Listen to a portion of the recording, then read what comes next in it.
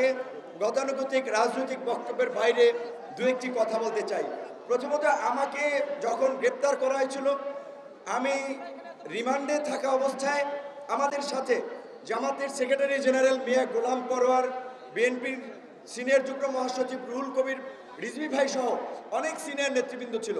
আমরা সবসময় নামাজ আদায় করেছি, এক হচ্ছে মোনাজাত করেছি। জেলখানাতেও মোনাজাতে একটা কথা আল্লাহর কাছে পরিষ্কারভাবে বলেছি যে আল্লাহ, আপনি এই জাতির জন্য উত্তম ফয়সালা দিয়ে দেন, এই জাতির যেই পথে মুক্তি পাবে আপনি সেই ব্যবস্থা করে দেন। তো আপনার আমাদের সকলের দোয়া, হয়তো কারো দোয়া আল্লাহ কবুল করেছে, তার ফলেই এই ফ্যাসিস্ট শক্তির পতন ঘটানো সম্ভব হয়েছে। নিশ্চয়ই আপনারা ভুলে যাননি, সমস্ত আন্তর্জাতিক শক্তিগুলো বিশেষ করে বাংলাদেশের প্রশ্নে আমাদের প্রতিবেশী রাষ্ট্র ভারত গত 15 বছর ধরে যেভাবে নগ্ন হস্তক্ষেপ করে আসছে, নির্বাচনগুলোতে যেভাবে প্রভাব বিস্তার করে আসছে, 14 সালের বিনা ভোটের নির্বাচনকে সার্টিফাই করার জন্য ইন্টারন্যাশনালি তারা ওকালতি করেছে। 18 সালে এই কারচুপির নির্বাচনের সেটআপ ভারতীয় গোয়েন্দা সংস্থার সহ এখানকার এজেন্ট সহ মিলিতভাবে করেছে। 24 সালেও সমস্ত ওয়েস্টার্ন কান্ট্রি যখন বাংলাদেশে একটা অবাধ, সুষ্ঠু, নিরপেক্ষ নির্বাচনের কথা বলেছে, আমাদের প্রতিবেশী রাষ্ট্র ভারত তখনও কিন্তু এই ফ্যাসিস্ট শক্তির পক্ষে অবস্থান নিয়েছে। এখানে সাবেক কূটনৈতিক পিনাক রঞ্জন চক্রবর্তী থেকে শুরু করে সাবেক প্রতিরক্ষা মন্ত্রী এম জে আকবর সাহেবরা এখানে এসে আওয়ামী লীগের পক্ষে ওকালতি করেছে।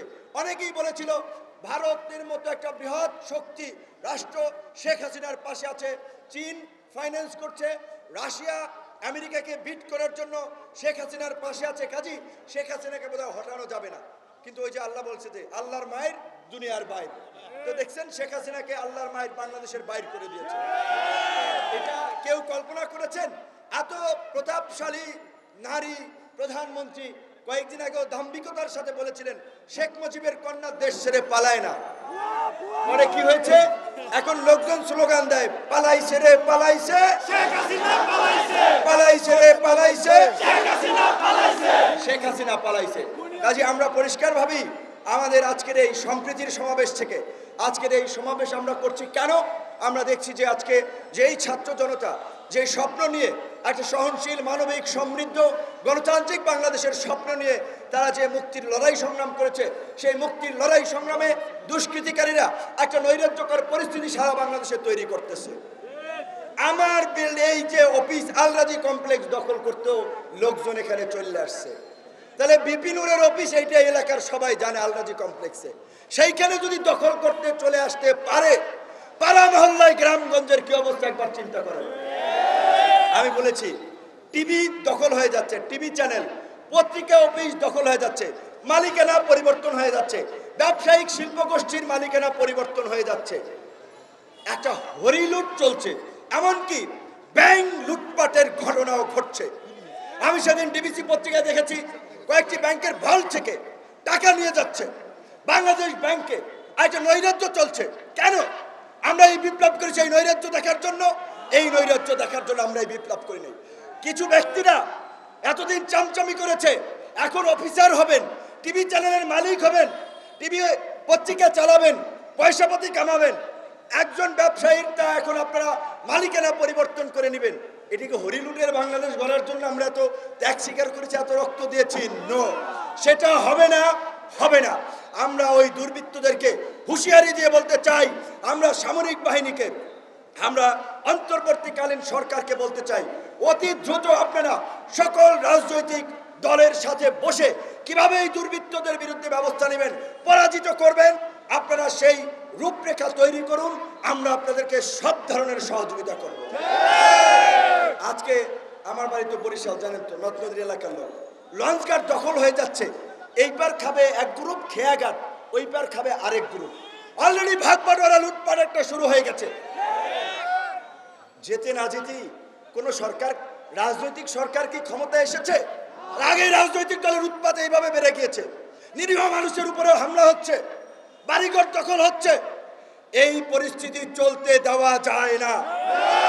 তাই আমি ছাত্র জনতাকে বলবো, এই বিপ্লবকে যারা নস্যাৎ করতে যায়, বৃহৎ বিপ্লবে পরিণত করতে চায়, তাদের বিরুদ্ধে পাড়া মহল্লায় সম্প্রীতি সমাবেশ করে এইভাবে নাগরিক সচেতন মানুষ সাংবাদিক, প্রশাসন সকলকে নিয়ে দুর্বৃত্ত প্রতিরোধ কমিটি গঠন করতে হবে।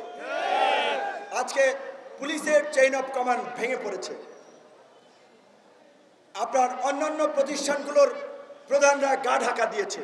তাই অন্তর্বর্তীকালীন সরকারকে অনতিবিলম্বে প্রশাসনে একটা শৃঙ্খলা ফিরিয়ে আনতে হবে। পুলিশ প্রশাসন সহ সরকারি কর্মকর্তা কর্মচারীদের মধ্যে যারা এই ফ্যাসিস্ট শক্তির লেজুর ভিত্তি করেছে, গোলামি করেছে, দালালি করেছে, জনগণের বিরুদ্ধে অবস্থান নিয়ে গণবিরোধী কর্মকাণ্ড করেছে, অনতিবিলম্বে তাদেরকে চিহ্নিত করে চাকরিচ্যুত করে বিচারের মুখোমুখি করতে হবে। এনএসআই, ডিজিএফআই সহ সকল গোয়েন্দা সংস্থার প্রধানদেরকে বিচারের মুখোমুখি করতে হবে, কারণ তারা এই গণহত্যা এবং এই নৈরাজ্যে এই সরকারের সহযোগী ছিল। র‍্যাব আগেই আন্তর্জাতিকভাবে একটি ডেথ স্কোয়াড বাহিনী হিসেবে পরিচিত হয়েছে। র‍্যাব যখন বিএনপি আমলে গঠিত হয়েছিল তখন আওয়ামী লীগ বলেছিল র‍্যাব তারা ক্ষমতায় গেলে বিলুপ্ত করবে, কিন্তু আওয়ামী লীগ গত এই 15 বছরে র‍্যাবকে একটি খুনি গুম বাহিনীতে পরিণত করেছে, যেই কারণে মার্কিন যুক্তরাষ্ট্র র‍্যাবকে নিষেধাজ্ঞা দিয়েছে। কাজেই আওয়ামী লীগ বিএনপি করে নাই, অন্তর্বর্তীকালীন সরকারকে করতে হবে। র‍্যাবকে বিলুপ্ত করতে হবে। র‍্যাবের মতো এই রকমের যে কোনো গণবিরোধী বাহিনী, গুম বাহিনী, আয়নাঘর যেন তৈরি না হয় সেই পদক্ষেপ নিতে হবে। এবং আমি আশাবাদী স্বরাষ্ট্র আপনার মন্ত্রণালয়ের যিনি দায়িত্বে পেয়েছেন উপদেষ্টা ব্রিগেডিয়ার জেনারেল শাহদ সাহেব, তিনি সেটা করতে পারবেন, কিন্তু তিনি একা পারবেন না যদি আমরা সহযোগিতা না করি।